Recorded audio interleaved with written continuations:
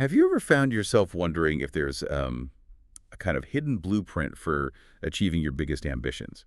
Whether that's, you know, building financial wealth, finding deep personal fulfillment, or even maybe influencing the world around you. Today, we're taking a deep dive into a book that, well, for many, claims to hold exactly that key. Napoleon Hill's seminal work, Think and Grow Rich. Indeed. And it really is presented as more than just a book, isn't it? It's framed as an entire philosophy. Yeah, exactly. Distilled from the actual achievements of highly successful individuals over, what was it, more than 50 years? That's right. Its impact since its original publication way back in 1937 has been, well, profound. It's certainly shaped generations of thought on success and personal development. So our mission today is really to distill the core nuggets of knowledge from the compelling excerpts you've shared with us.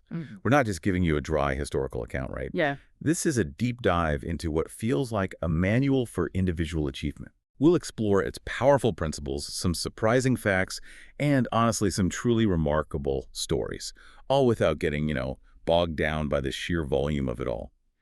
Think of this as your shortcut to understanding what many consider a fundamental guide to success. Exactly. We'll examine the ideas, the concepts, maybe even some of the bolder claims made within this public domain edition. Our goal is to understand how it suggests you can begin your own journey to discovering the riches in your life, whatever riches actually means for you personally. Right. Because it's not always just about money, is it? Not at all. So we'll focus on the what and the why it matters from the author's perspective, drawing directly from the text you've provided, and importantly, connect it to how you might apply these insights in your own life. Okay, perfect. Let's get into it. Okay, let's unpack this. The book opens with, well, an almost mythical origin story, doesn't it? An encounter that truly set the author, Napoleon Hill, on this monumental 20-year journey. It all kicked off with industrial titan Andrew Carnegie.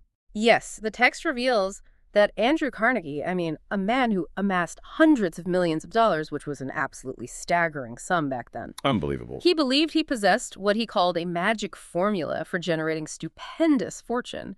But his ambition, interestingly, extended beyond himself.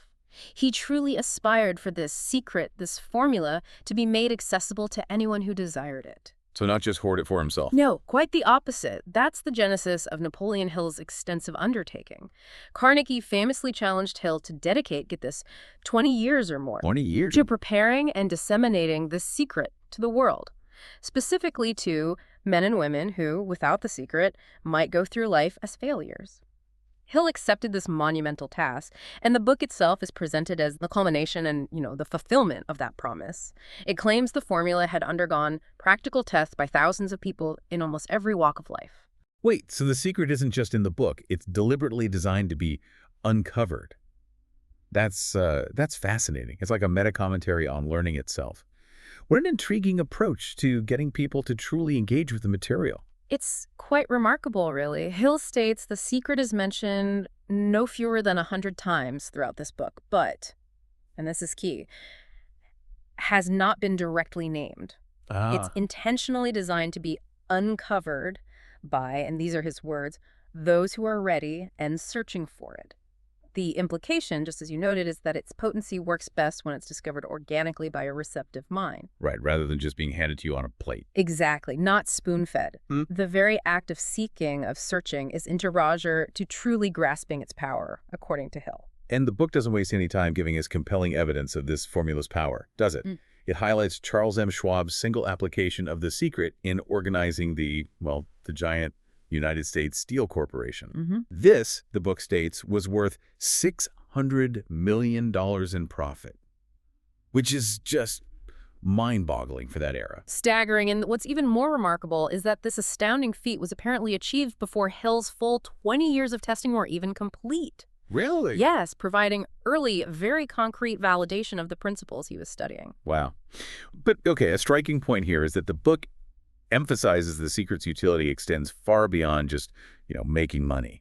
Absolutely. It was successfully used, the book claims, to create harmony in homes, which, if you think about it, is a profound and often overlooked form of riches, isn't it? Definitely. Peace of mind, good relationships, priceless. Exactly. We also hear of a clergyman who applied it to increase his income significantly, upwards of $75,000 a year, which was a fortune then. And Arthur Nash, a Cincinnati tailor, used it to revive his nearly bankrupt business. It then thrived and garnered over $1 million worth of laudatory publicity. $1 million worth of good press? Indeed. Other figures like Jennings Randolph, who became a member of Congress, and J.G. Chaplin, who was president of LaSalle Extension University, also apparently utilized the formula for their personal and professional ascent. These examples, like Schwab and Nash, they're certainly compelling. But maybe for listeners who might be naturally a bit skeptical of a magic formula, does the book offer any counterpoints or, examples where people perhaps struggle to apply this secret? Or is it just presented as universally effective if you just do it? That's a very fair question. The book doesn't really dwell on individual failures to apply it. Instead, it implicitly suggests that any lack of success stems from not fully adhering to the principles, Ah, particularly things like the burning desire and the persistence elements, which we'll definitely get into.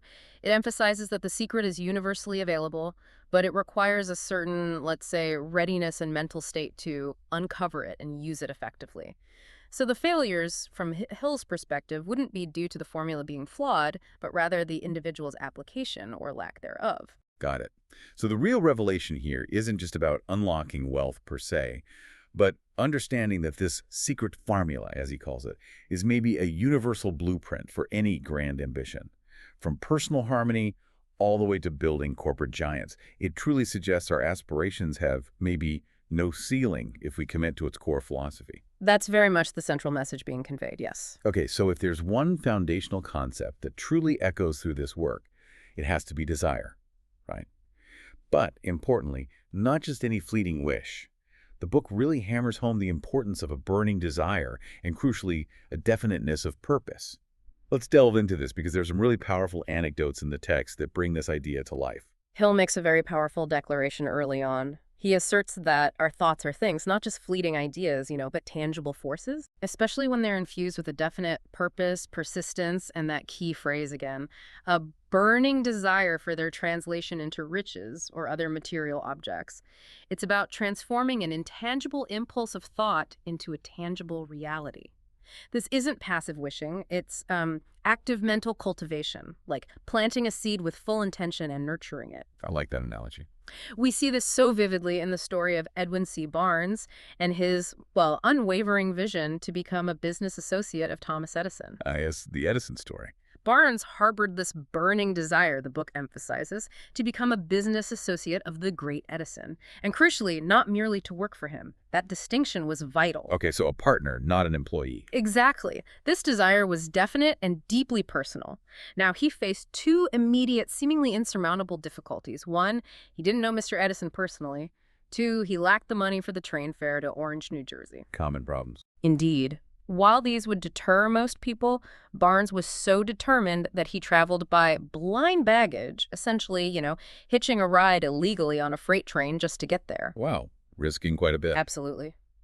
Years later, Edison himself recalled Barnes appearing like an ordinary tramp, but, he noted, something in the expression of his face which conveyed the impression that he was determined to get what he had come after.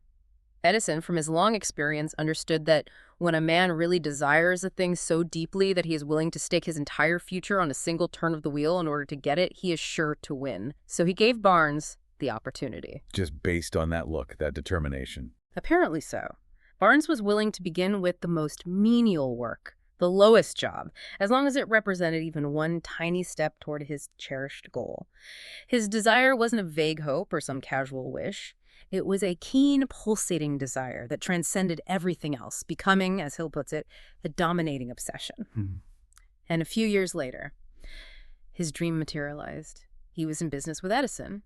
It's a profound example of, burning all your bridges behind you, leaving no room for retreat. That Edison story truly highlights Hill's what seems like a profound insight into character, right? Yeah. Seeing past the superficial, the tramp appearance, to the depth of that burning desire. And speaking of perseverance, in those moments where you're just Just about to give up. The Yeah. book gives us that really stark lesson of 3 feet from gold from Are You Darby. Ah, yes. This story is a classic illustration of how persistence can transmute even, well, devastating failure. Darby and his uncle invested in a gold mine. They hit a rich vein, things looked great, but then the gold ore just seemed to vanish. Disaster. They lost faith. They quit. They sold their machinery for a pittance, basically scrap value, to a junk man. Now, the junk man, being perhaps a bit more thorough, sought expert geological counsel, and guess what? Oh no, don't tell me. They discovered the gold vein just 3 feet from where Darby and his uncle had stopped digging. 3 feet. Agonizing. A costly failure, no doubt.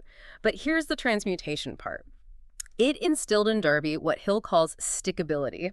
He recouped his loss many times over when he later entered the life insurance business. Remembering that he had lost a huge fortune by stopping 3 feet from gold, he vowed, "I will never stop because men say no when I ask them to buy insurance." This lesson in perseverance transformed his tendency to quit, his quitability, into remarkable stickability, making him one of fewer than 50 men at the time, selling over $1 million in life insurance annually. Wow. So it's not just about wanting something badly. It's wanting it so much, you'll basically, blind baggage your way across the country like Barnes, or as the book shows us, badger your engineers for a year like Henry Ford did. His team famously declared it impossible to produce that V8 engine cast in a single block. That's right. But Ford's unwavering command was, produce it anyway and stay on the job until you succeed, no matter how much time is required. Just do it. 6 months passed. No results. Then another 6 months. The engineers tried every conceivable plan, everything they could think of. After a whole year, they again reported failure. Ford's response: simple, yet totally resolute. Go right ahead, I want it, and I'll have it. Incredible focus. Eventually, as if by a stroke of magic, Hill writes, the secret was discovered. The Ford determination had won once more. The book points directly to this as the key to his, well, stupendous achievement. These narratives, they aren't just fascinating stories, are they? They reveal a really consistent pattern. The book suggests that the distinction between like a fleeting wish and a burning, definite desire is absolutely crucial. It's about embodying those famous lines, I am the master of my fate, I am the captain of my soul, because, as the author states, we have the power to control our thoughts. Exactly. Hill explicitly says you'll not have to look very far to deduce the secret of Ford's millions. It's tied directly to this principle of definite desire and unwavering persistence. The path to riches, according to the book, requires a specific, active mindset. You must know precisely what you want and then absolutely refuse to quit until you achieve it. This raises an important question for you, the listener, doesn't it? What is it that you want most in life? Is it money, fame, power, contentment? Maybe developing a certain personality, peace of mind, happiness. This philosophy argues that you can achieve it if your desire is truly definite and burning, so much so that it becomes that consuming obsession. Okay, so you have this burning desire, but it needs a powerful engine to drive it forward, right? And the book identifies faith as the eternal elixir that gives life and power to thought. But crucially, this isn't about blind faith, is it? It's described as a specific, cultivable state of mind. Hill makes a really pivotal point here. He asserts that faith is a state of mind, and crucially, one that can be deliberately induced through what he calls autosuggestion. Auto-suggestion, like suggesting things to yourself. Essentially, yes. He critiques traditional religion for often admonishing people to simply have faith without providing clear, actionable instructions on how to actually develop it. This philosophy, conversely, offers a systematic method. It highlights that it is a well-known fact that one comes finally to believe whatever one repeats to oneself, whether the statement be true or false. Right, like affirmations almost. Precisely. If a lie is repeated often enough, it can eventually be accepted as truth. This principle is foundational to deliberately inducing faith in one's own goals and abilities. So it's not just about what you say, but getting yourself to truly feel and believe it deep down.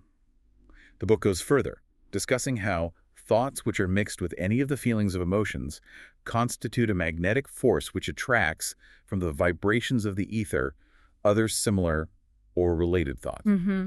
It's a fascinating concept. These emotionalized thoughts are then compared to seeds planted in fertile soil. They germinate, they grow, they multiply until they become a dominant reality. This is where the intangible starts to feel very real and powerful. This truly highlights the active role we play in shaping our own mental landscape. It's not passive. And Hill offers a very precise 6-step plan for you to combine desire and faith to translate your thoughts into tangible reality. You ready? Lay it on us. Okay. First, you must fix the exact amount of money you desire. Not just a lot of money, but a specific figure. Okay, definite. Second, define the reciprocal service. Determine exactly what service or merchandise you intend to give in return for this money. There's no something for nothing. Right, the value exchange. Third, establish a definite date by which you intend to possess the money. A deadline. Creates urgency. Fourth, create a plan. Formulate a clear, definite plan for achieving your desire. And this is key. Begin immediately to put it into action, however ready you feel. Oh, wait. Fifth, write it down. Prepare a clear, concise, written statement detailing your definite purpose, the time limit, what you'll give in return, and your plan. Get it out of your head and onto paper. And finally, sixth, read aloud daily with emotion. You are instructed to read your written statement aloud twice daily, once just before bed and again right upon waking. And as you read, you must see and feel and believe yourself already in possession of the money. The critical aspect is infusing this reading with that burning desire and conviction, because, Hill warns, plain unemotional words do not influence the subconscious mind. It needs that emotional charge. That sixth step, seeing and feeling yourself already in possession, that really drives home the idea that the internal experience, the belief, is paramount. And it's not just about positive thoughts, is it? The book gives a pretty stark warning about the subconscious mind. It does. It's described as the chemical laboratory in which all thought impulses are combined and made ready for translation into physical reality. But, crucially, it makes no distinction between constructive and destructive thought impulses. It doesn't filter. Okay. It will translate a thought driven by fear just as readily as it will translate into reality a thought driven by courage or faith. This highlights the profound importance of guarding and directing your dominant thoughts and emotions, because your subconscious, as you said, doesn't judge the quality of the seed you plant. It just grows whatever it's given. That's a bit scary, but also empowering if you take control. Exactly. And this principle is powerfully illustrated through the author's own personal experience with his son, who was born deaf. Hill recounts how he refused to accept what he called nature's error.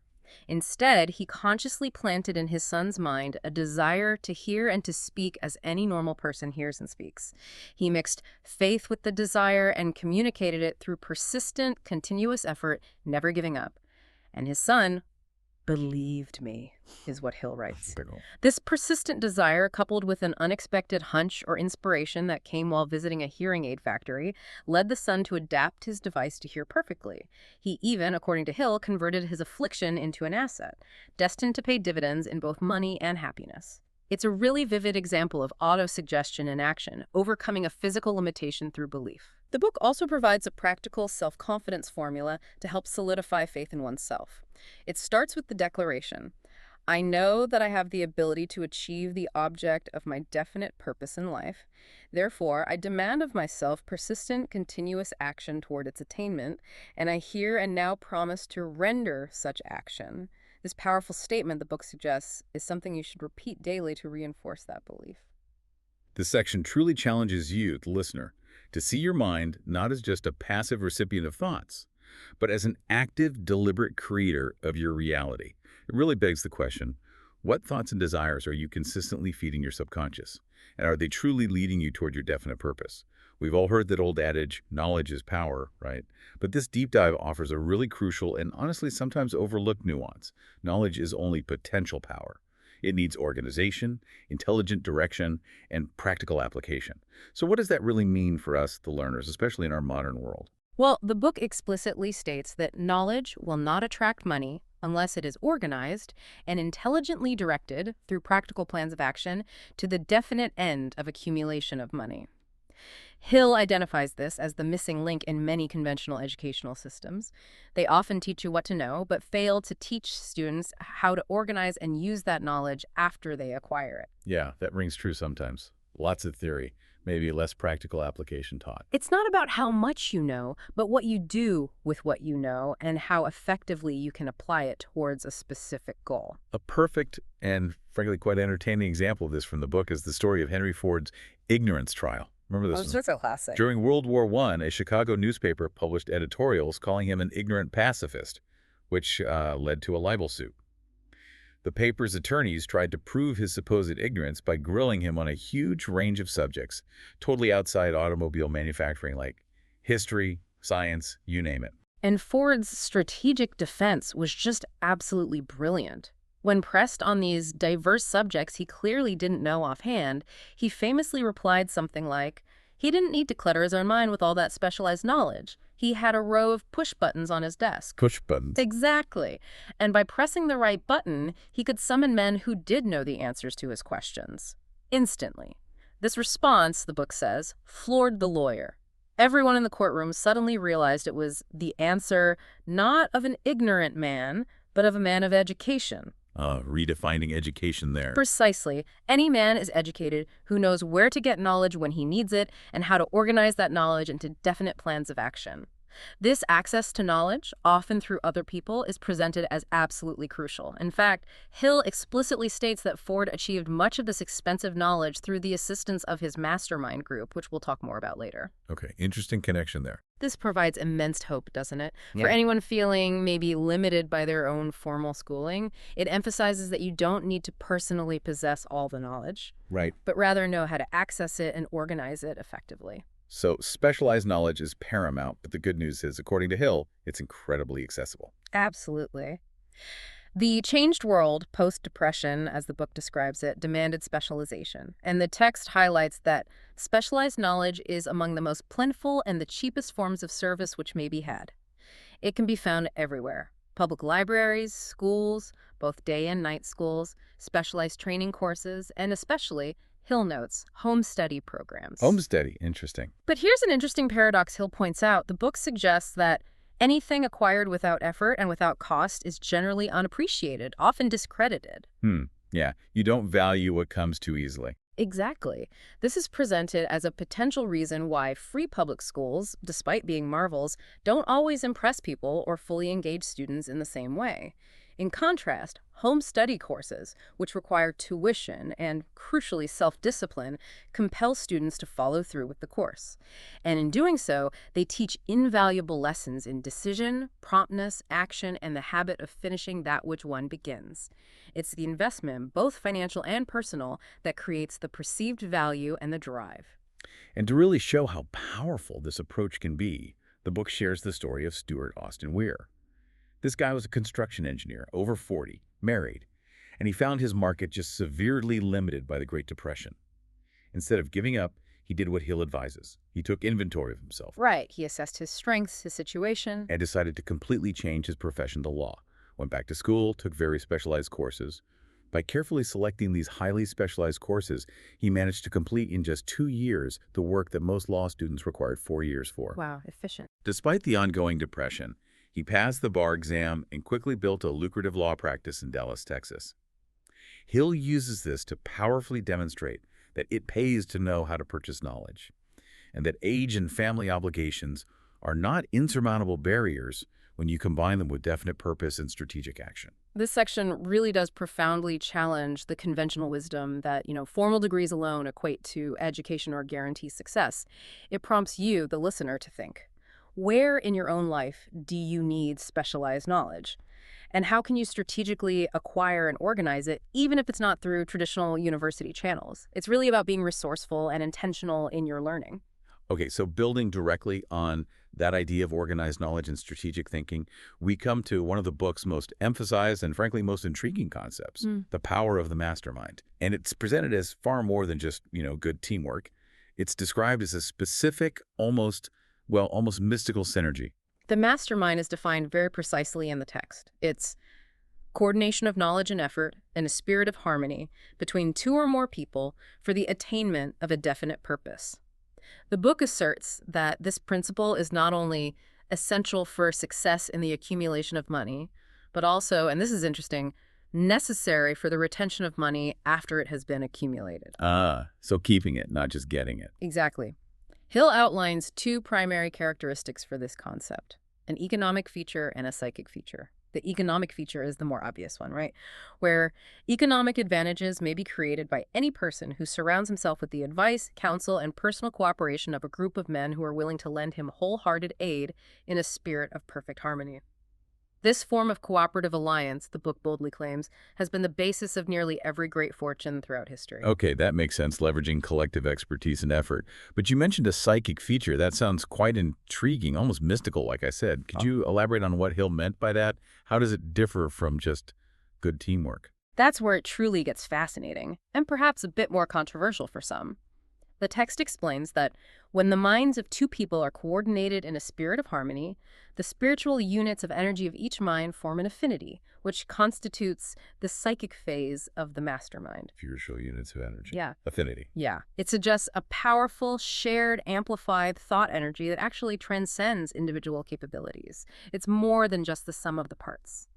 To make this psychic aspect perhaps more relatable, the book uses the analogy of electric batteries. Okay. Just as a group of electric batteries will provide more energy than a single battery, Hill argues, a group of brains coordinated or connected in a spirit of harmony will provide more thought energy than a single brain. This increased energy, he suggests, then becomes available to every individual brain within that group, creating a kind of collective intelligence or amplified mental power. It's a powerful way to visualize how collaboration, when done right, with that harmony, could create something truly greater than the sum of its parts.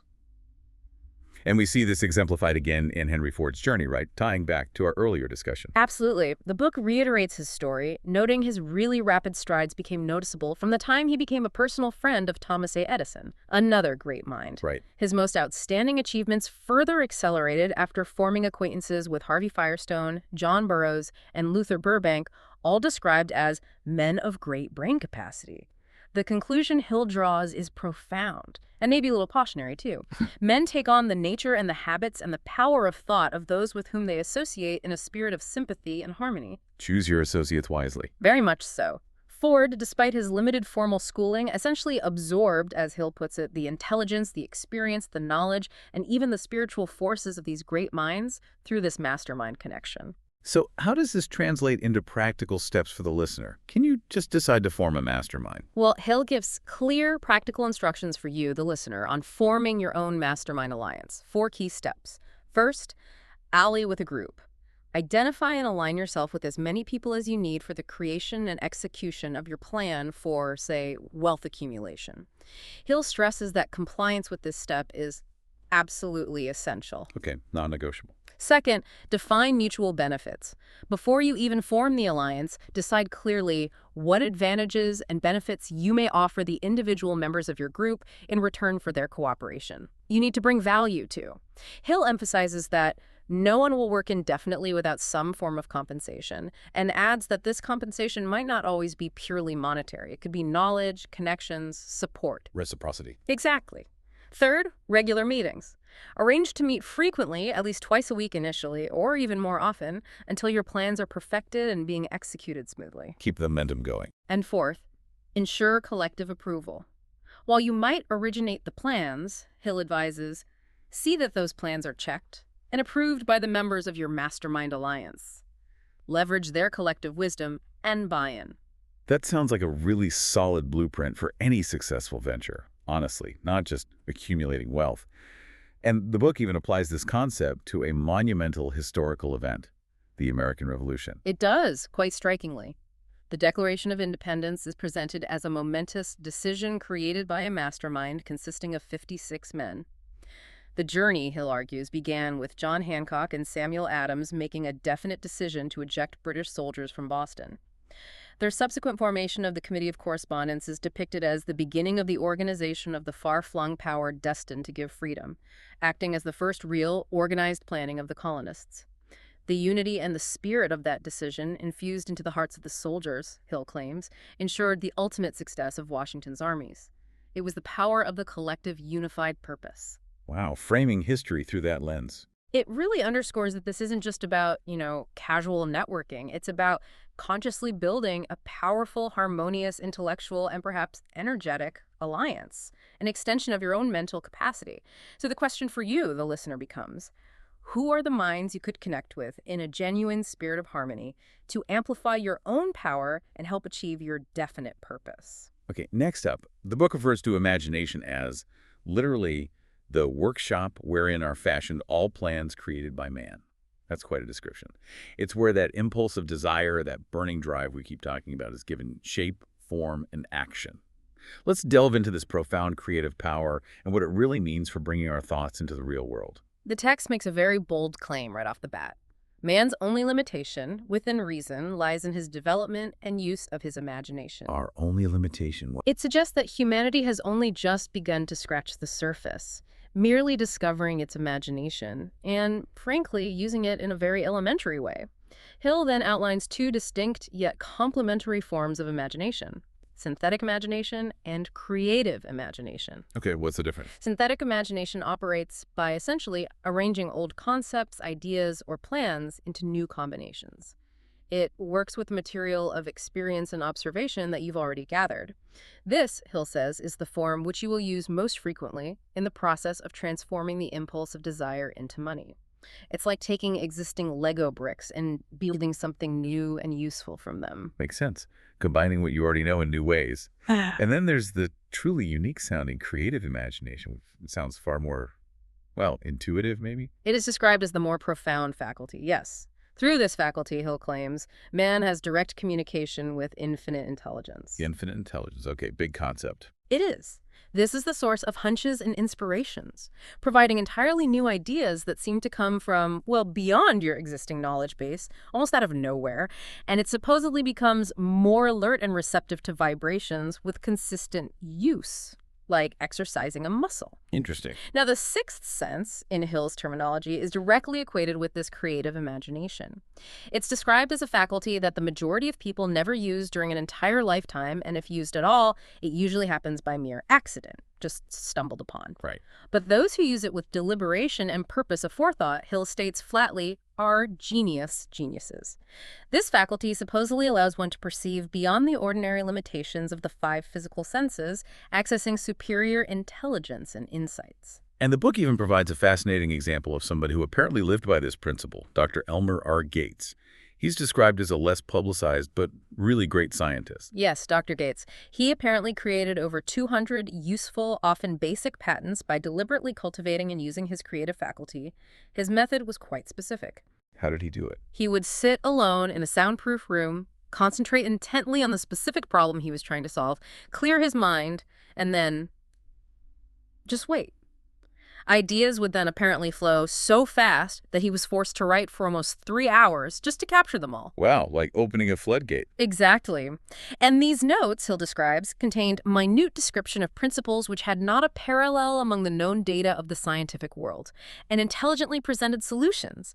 He even apparently earned his living by sitting for ideas for individuals and corporations. Imagine that job title. Idea sitter. Yeah. That's amazing. It really illustrates the potential practical, even commercial power of this creative imagination idea. And Hill suggests that successful inventors, or genie, often combine both forms.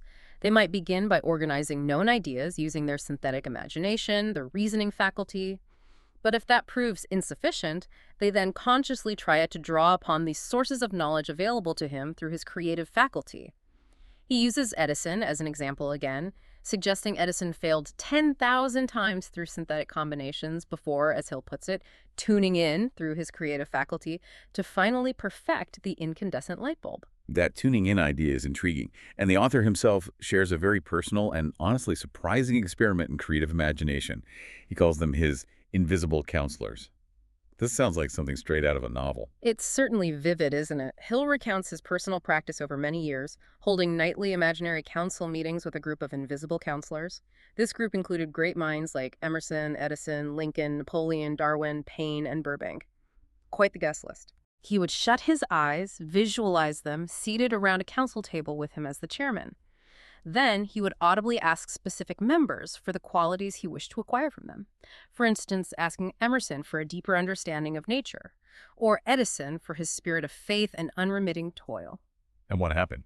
He describes being astounded by the discovery that these imaginary figures became apparently real. They even developed individual characteristics in his mind. Lincoln was always late and solemn. Burbank and Paine would engage in witty repartee. Now, he openly admits these meetings were purely imaginary, let's be clear. But he asserts they led me into glorious paths of adventure, rekindled an appreciation of true greatness, encouraged creative endeavor, and emboldened the expression of honest thought.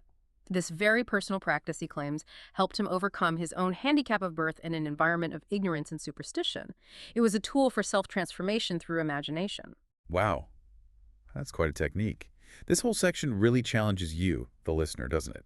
To look beyond just the ordinary everyday thinking and consciously engage your imagination. It makes you wonder, how can you create a space, maybe mentally or even physically like Dr. Gates, to foster new ideas and perhaps tap into that still small voice that speaks from within, maybe leading you to unexpected solutions? It's a powerful invitation to explore the untapped potential of your own mind. Okay, this next part contains a statement from the book that's incredibly powerful and really resonates, I think. No man is ever whipped until he quits in his own mind.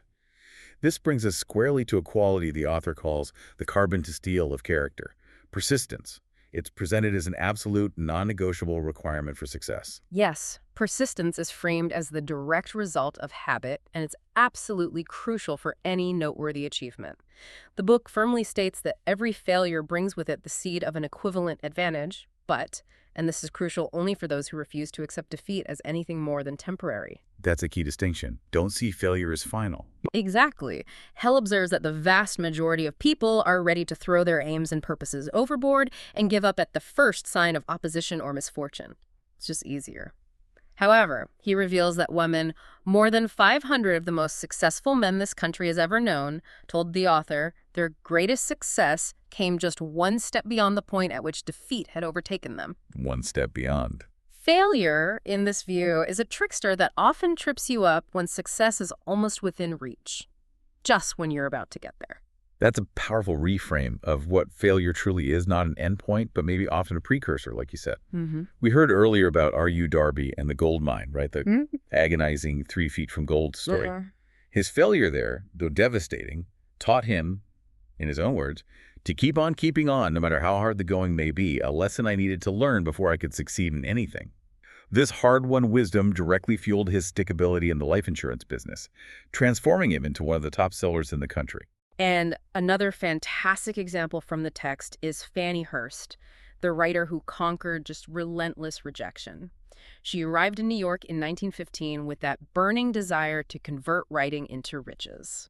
For 4 solid years, she faced endless rejections, collecting stacks and stacks of criticism slips. 4 years of no. That takes grit. Absolutely. Yet she didn't just sit and wait. She actively learned about the sidewalks of New York from firsthand observation, and she simply kept on keeping on. Applied persistence. Her sheer persistence finally broke the spell. It led to immense success, including, eventually, a $100,000 prize for her novel's moving picture rights, a huge sum back then.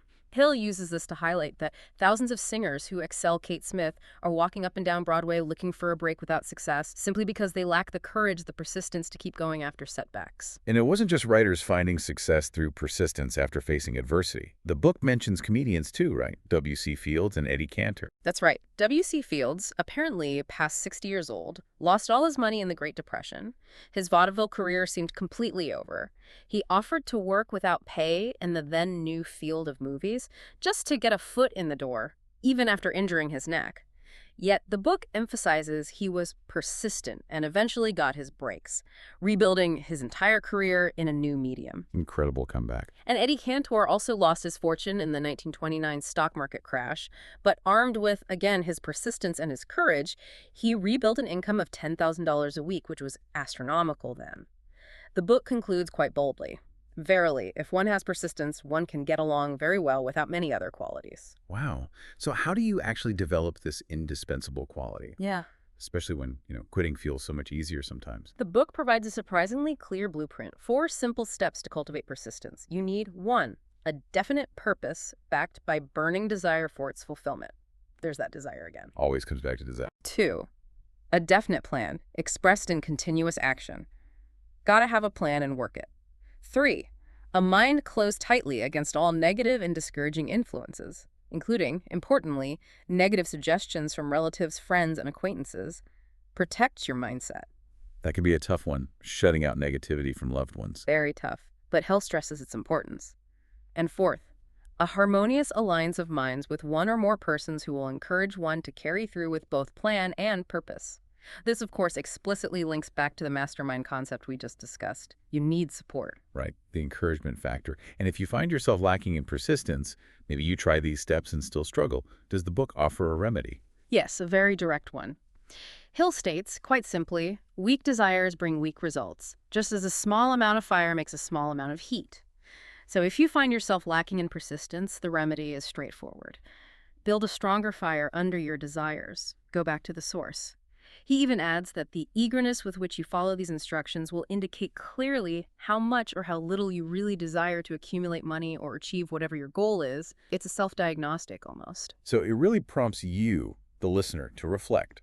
Where in your life have you encountered temporary defeat or felt that strong urge to quit?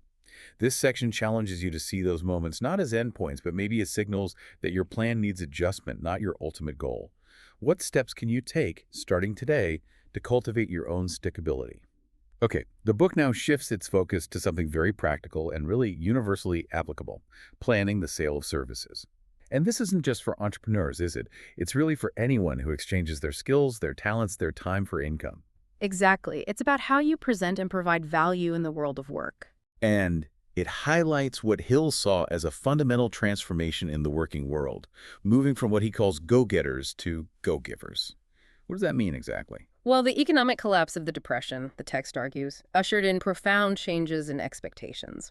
It asserts that the future relationship between employer and employee, and by extension, service provider and client, would become less purely transactional. It needed to be more of a partnership that explicitly includes the public they serve. The end user matters. Okay. The old public be damned attitude, Hill says, was now passé. It had to be replaced by a "we are obligingly at your service, sir" policy. Yeah. This means that providing genuine value and excellent service become absolutely paramount for long-term success. So service first. And the book encourages you to make a conscious choice early on, right? Leader or follower. Yes, it prompts you to decide at the outset whether you intend to become a leader in your chosen calling or remain a follower, noting quite starkly the difference in compensation is vast. But it also offers encouragement, pointing out that most great leaders actually began as intelligent followers, learning the ropes first. And to guide aspiring leaders, the text provides this pretty comprehensive list of essential qualities. There are 11 of them listed. Well, we won't list them all. A few really stand out to me. Having that absolute self-control, a keen sense of justice and fairness, definiteness of decision-making, and that crucial habit of doing more than you're paid for, going the extra mile. Those are definitely key. They aren't just skills. They're presented as deeply ingrained character traits that truly set effective leaders apart. And Hill, importantly, doesn't shy away from listing the major causes of leadership failure either, which are just as insightful for self-reflection. He highlights issues like an inability to organize details, an unwillingness to render humble service, only doing the bare minimum, expecting pay for knowledge alone without practical application. We talked about that earlier. Yes. Also, fear of competition from followers, which leads to hoarding knowledge or power, a lack of imagination for creating new plans, simple selfishness, claiming all the credit, intemperance in personal habits, disloyalty, emphasizing authority over cooperation, and stressing title over actual substance and contribution. Oof. That's a list to check yourself against. It really is. It's a checklist for avoiding pitfalls. Now, to sum up effective service marketing, the book introduces a really vital formula for permanent success. The QQS formula. Yes. It stands for quality plus quantity plus the proper spirit of cooperation equals perfect salesmanship of service. So quality of service means performing every detail in the most efficient manner possible, always with continuous improvement in mind, never settling. Quantity of service means cultivating the habit of rendering all the service of which you are capable at all times, constantly aiming to increase your output and value. And spirit of service refers to the habit of agreeable, harmonious conduct, which will induce cooperation from associates and fellow employees. Your attitude matters. The book strongly emphasizes that adequate quality and quantity alone aren't enough. The spirit in which you deliver your service significantly impacts the price you can command and the duration of your employment or engagement. That's a really actionable framework, thinking about the how you deliver, not just the what. It makes total sense. And the book goes into even more incredible detail about how to actually market yourself by crafting what it calls a powerful brief, like a legal brief. Exactly like that analogy. Like a lawyer preparing a compelling case for court, but this is for your personal services. The goal is to make you stand out dramatically from the crowd. This brief, Hill outlines, should include concise details of your education and specialization, a full description of relevant experience with former employers' names, addresses, and even photostatic copies of reference letters. Getting specific. Very. Also a recent photograph. And crucially, it tells you to avoid vague applications. State exactly what particular position you seek. Don't make them guess. You should detail why you are uniquely qualified, making this written presentation the application that determines whether you even get considered. Putting the effort up front. Immense effort. Hill even offers a suggestion he calls radical. Offer to work for a short period, maybe a week or a month, without pay to prove your value. Wow, that's bold. It demonstrates supreme confidence and determination, he argues. The brief should also show you've researched the prospective employer's business thoroughly, indicating this knowledge to display imagination and genuine interest, not just fingering off generic applications. And the presentation matters immensely. The brief should be neatly bound by an experienced binder and lettered by an artist or printer. It's your salesperson. It needs to stand out in bold contrast to typical resumes or letters.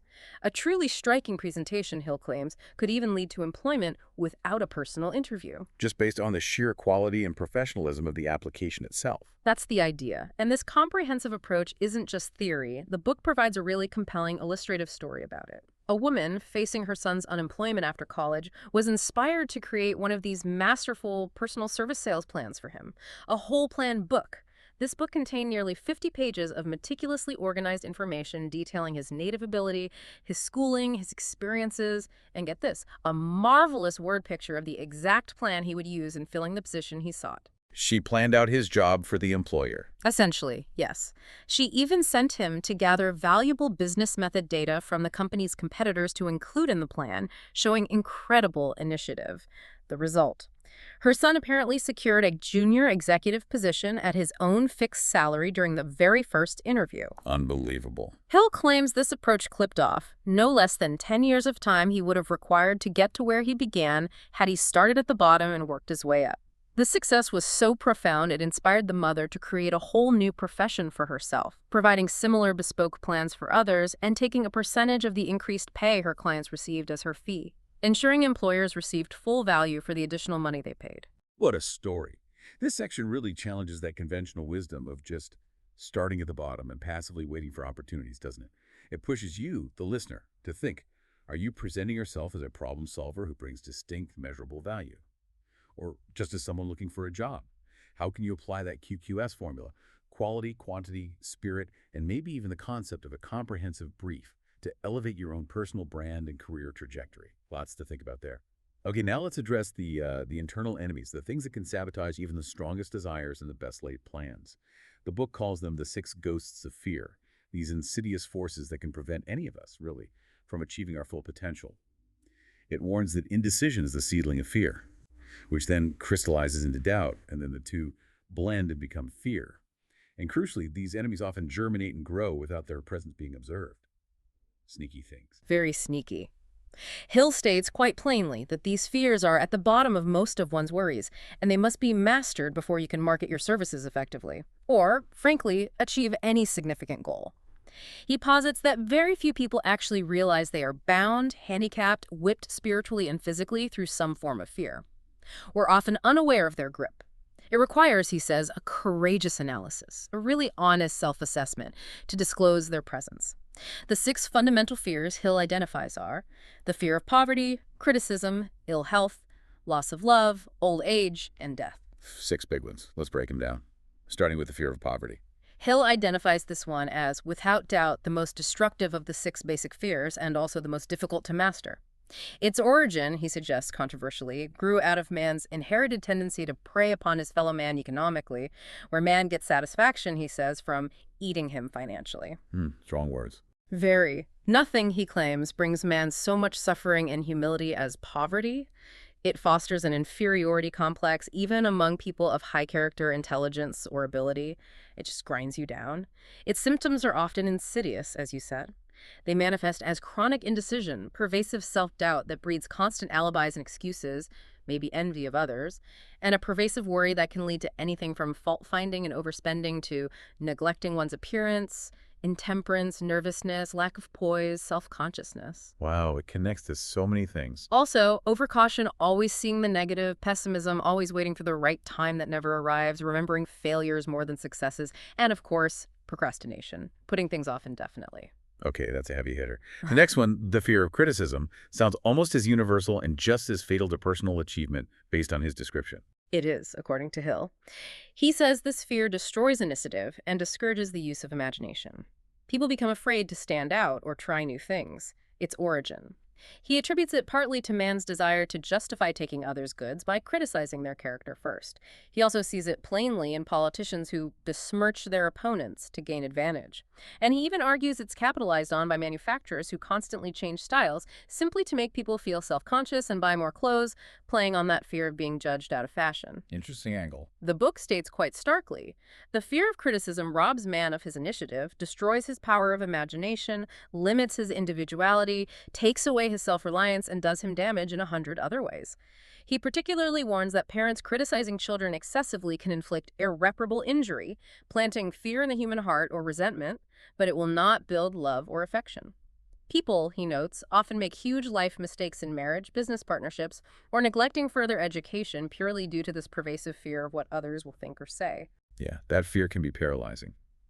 Then there's the fear of ill health. Where does he trace that one to? He traces its origin to a mix of things. Physical and social heredity, learning it from family or society, the underlying fear of death, and simply the potential economic toll of getting sick.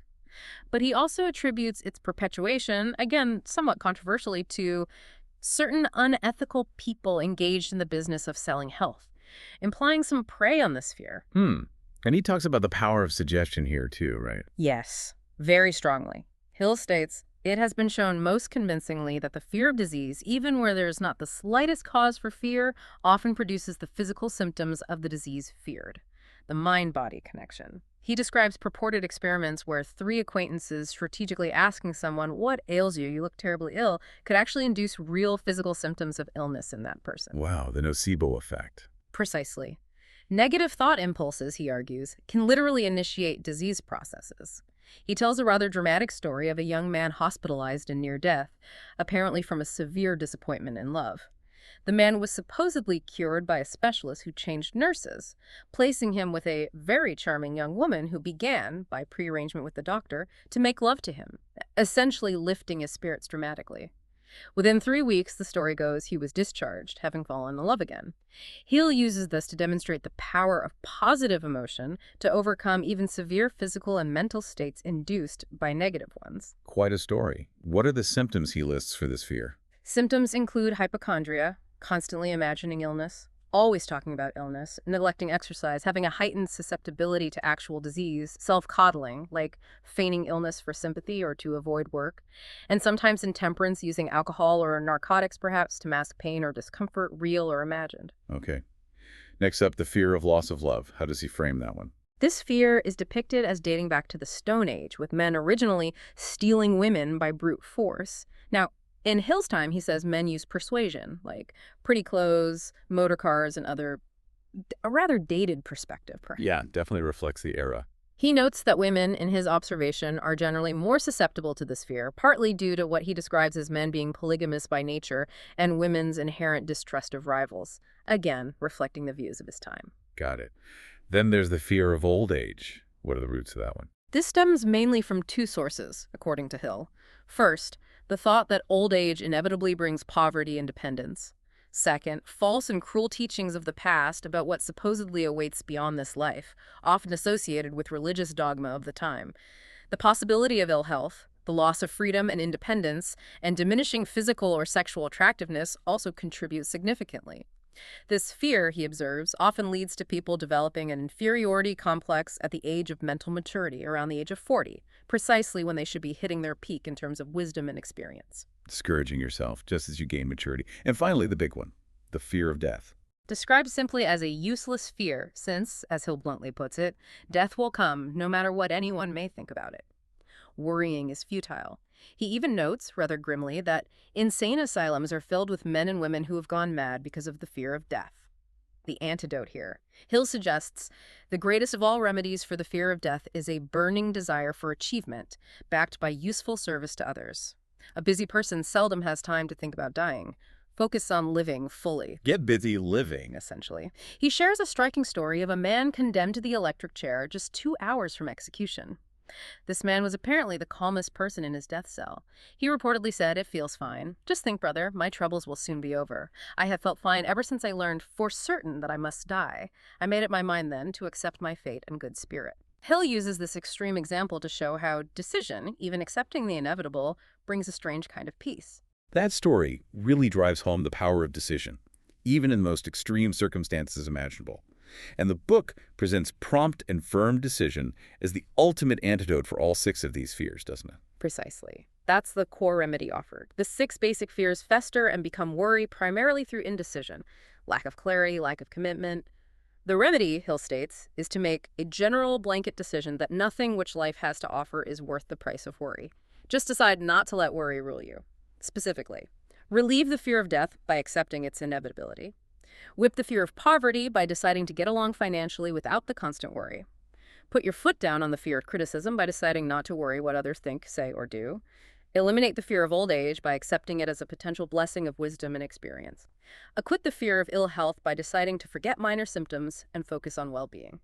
Master the fear of loss of love by deciding you can get along without a specific person's love if necessary. This overall decision to reject worry, he promises, brings poise, peace of mind, and calmness of thought, which will bring happiness. Easier said than done, perhaps, but a clear strategy.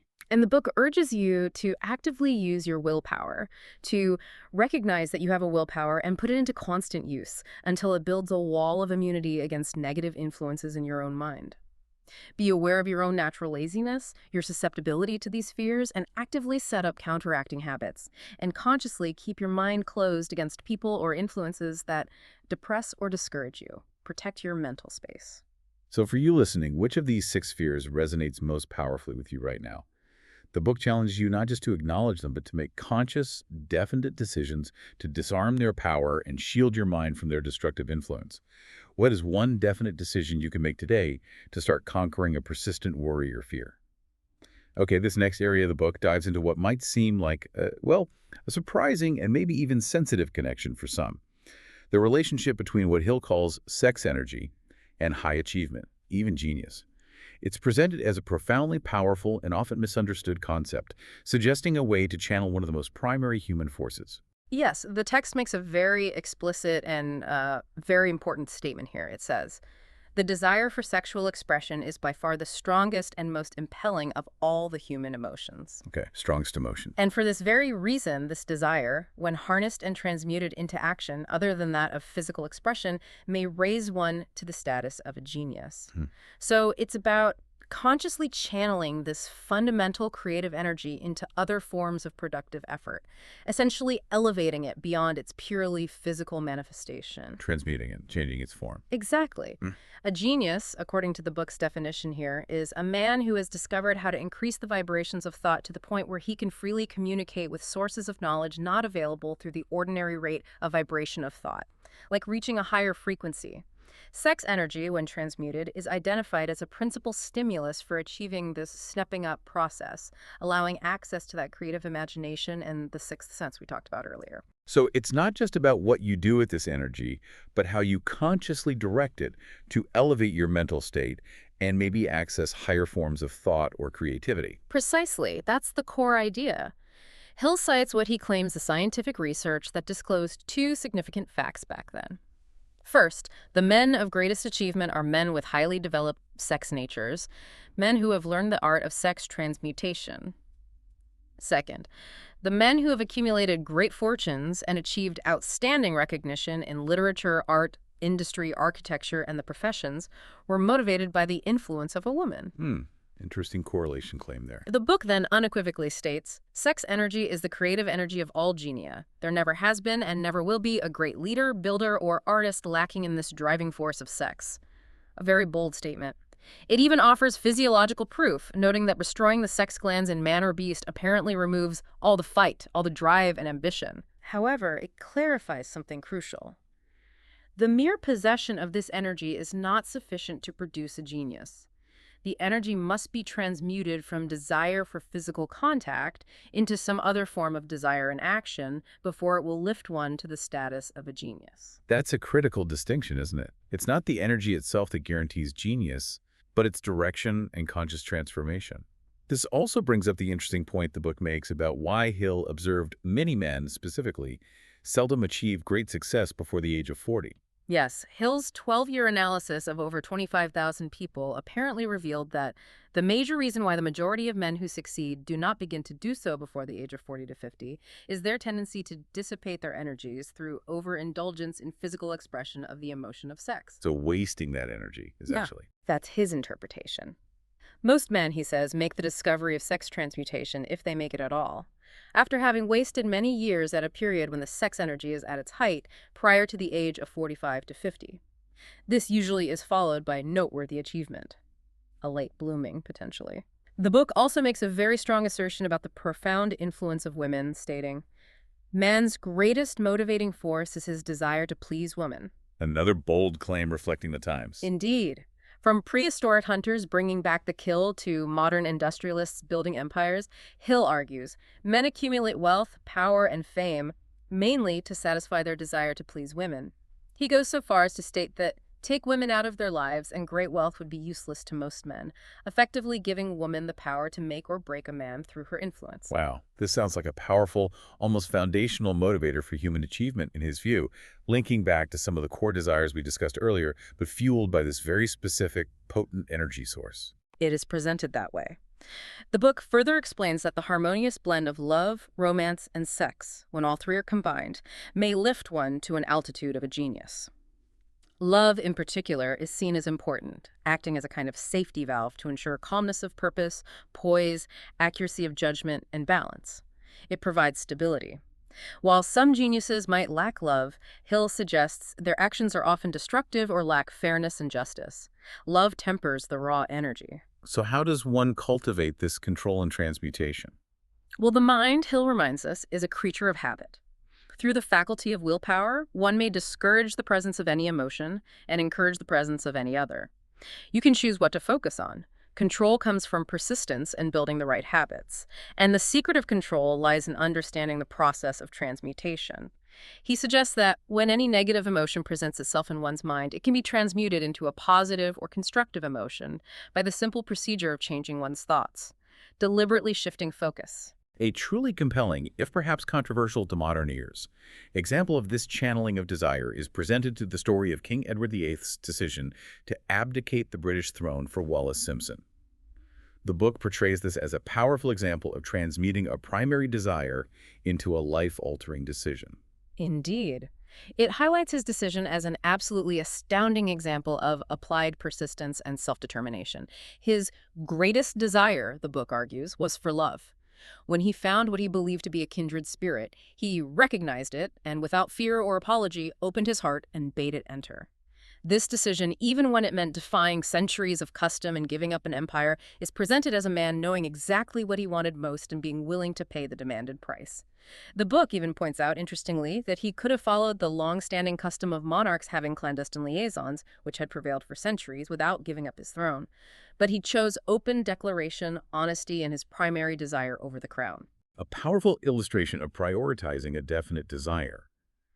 This perspective on sex energy as a fundamental creative force might be, well, counterintuitive or even uncomfortable for many listeners today, but it prompts the question, how do you currently channel your most potent emotional energies? Could consciously directing these powerful forces toward your definite purpose unlock a new level of achievement or creativity for you? Okay, as we near the end, the book places this whole philosophy within a very specific post-Depression context, what Hill calls the changed world and the unique opportunities he saw being offered in America at that time. It also delves into some pretty sharp criticisms of the economic trends and political behaviors of its era, offering perspective that, well, might resonate or perhaps rankle even today. Yes, Hill offers a very robust defense of the American system as he saw it then, highlighting what he describes as the freedom and all the opportunity to accumulate riches that any honest person may require. He lists various freedoms granted to every citizen: freedom to choose residence, occupation, religion, and critically, to aim for any station in life for which we have prepared ourselves, even for the presidency of the United States. Unlimited upward mobility in The American dream ideal. Exactly. He then provides a quite detailed inventory of the relative abundance and affordability of basic necessities for the average American family at that time: food, clothing, shelter, compared to elsewhere. He uses the example of a simple breakfast, seemingly eaten in Times Square: grapefruit juice from Florida, rippled wheat from Kansas, tea from China, bananas from South America, eggs from Utah, sugar from Cuba, cream from New York State. A global breakfast. Bull highlighted as costing only about 20 cents for two people back then. He uses this to demonstrate the magic of a complex, interconnected economic system delivering convenience and low prices. It's an interesting way to highlight the sheer logistical marvel and daily convenience of modern life, especially considering when it was written, coming out of the Depression. And that ability to deliver such diverse and affordable goods, Hill attributes almost entirely to organized capital. This includes the machinery, the ships, the railroads, and the huge armies of trained men that facilitate mass production and transportation. Capitalists, in his view, are described quite grandly as the brains of civilization, who supply the entire fabric of which all education, enlightenment, and human progress consists. Wow, high praise for capitalists there. Very high praise. The book strongly argues that without organized capital, such abundance and opportunity simply would not exist. It presents a very strong counter-narrative to common critiques of capitalism, especially prevalent during the Depression. To make this point clear, he asks you, the reader, to imagine trying to gather that simple breakfast yourself without the infrastructure provided by capital. Could you swim to China for tea? Walk to Cuba for sugar? It underscores the impossibility without vast organized effort and investment. A vivid illustration. But the book doesn't just praise the system. It also provides a pretty stern critique of certain societal shifts he observed, right? It does. Hill recounts what he saw as a dangerous societal trend, starting around the outbreak of World War I, where he felt the people of the world began to sow the seed of service inadequate in both quality and quantity. His assessment was that nearly everyone was engaged in the pastime of trying to get without giving, a fundamental imbalance. Getting without giving. He critically observes politicians and demagogues who deliberately becloud the issues they bring up by referring to organized capital as if it were something poisonous, trying to stir up resentment. He describes seeing high government officials lining up with the cheap politicians and labor leaders with the openly avowed purpose of throttling the system which has made industrial America the richest country on earth. Actions which he argues only prolonged the worst depression America has ever known. Strong opinions on the politics of the era. Very strong. The text also describes a certain type of labor leader, joining forces with politicians to essentially deliver voters in return for legislation designed to permit men to take riches away from industry by organized force of numbers instead of the better method of giving a fair day's work for a fair day's pay. He even mentions, somewhat controversially as an example of entitlement, reports of relief beneficiaries in New York City demanding that their government relief checks be delivered later than 7:30 a.m. because it was too early for them. Ouch. Okay, so the author clearly connects this perceived trend back to fundamental economic principles and the idea of personal responsibility. He does, explicitly and forcefully. Hill warns that ignoring the law of economics, specifically, the law that you cannot persistently get without giving fair value, inevitably leads to negative consequences. This was seen, in his view, in the prolonged 1929-1935 Depression, a time when fear was in the saddle and faith was on the ground. He asserts, almost like a karmic law, that every penny wrongfully used must be repaid with compound interest on compound interest, and that the burden often falls on their children and their children's children, a generational consequence. The book strongly emphasizes individual responsibility, stating flatly that we are where we are and what we are because of our own conduct, collective and individual. It implies that true, lasting success comes only from rendering useful service and adapting intelligently to economic laws, not from demanding unearned benefits or trying to force outcomes against those laws. And the author concludes this section quite provocatively, saying that if one doesn't like America's capitalistic system or the opportunities it offers, well, they have the privilege of clearing out. He suggests always there are other countries, such as Germany, Russia, and Italy, referring to the regimes of the 1930s, where one may try one's hand at enjoying freedom and accumulating riches, providing one is not too particular. Okay, a very pointed comparison for that time period. And just to be clear for our listeners, we're reporting Hill's arguments here directly from the text, written in a very specific historical context. Absolutely. These are Hill's strong viewpoints from the 1930s, presented here as part of understanding the book's full context, not as an endorsement by us. But this section, written almost a century ago, certainly offers a powerful, albeit very strong, perspective on economic forces and individual responsibility. It makes you consider, doesn't it, the balance between individual effort and societal structures in achieving prosperity. And how does your own mindset perhaps align more with the giving or the getting philosophy that Hill describes? Hashtag Jenny Start outro. So, wow. We've journeyed through the real core of Think and Grow Rich today, haven't we? From that profound concept of a burning desire and its incredible power to the active cultivation of faith through autosuggestion. We explored the undeniable synergy of a mastermind group, the boundless potential of imagination and that mysterious sixth sense, and the sheer unyielding force of persistence that seems to fuel all great achievements, according to Hill. We also explored how these principles apply to effectively marketing your unique services and confronted those internal enemies, the six ghosts of fear that can hold us all back. Absolutely. The book really challenges each of us, doesn't it, to cultivate qualities like self-discipline, prompt and definite decision-making, and maintaining a consistently positive mental attitude. It argues these are the true drivers of achievement, regardless of external circumstances. It encourages us to take that inventory of ourselves regularly, maybe even annually, asking crucial questions about our quality, quantity, and spirit of service. Are we truly giving full value for what we desire to receive? What stood out most powerfully to you listening today from this deep dive? Was it the raw, unyielding determination of Edwin Barnes just to partner with Edison? Or maybe the hard-won stickability of R.U. Darby after stopping just 3 feet from gold? Perhaps the sheer mental fortitude of Henry Ford demanding the impossible V8 engine? Or the author's own fascinating self-transformation journey with his invisible counselors?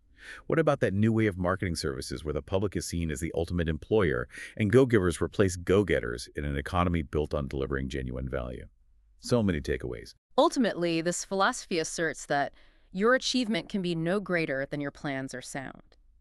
It all starts with the plan, born from thought. It posits that riches begin in the form of thought, and the amount is limited only by the person in whose mind the thought is put into motion. The limitation is internal. This raises, I think, a really important final question for you, the listener.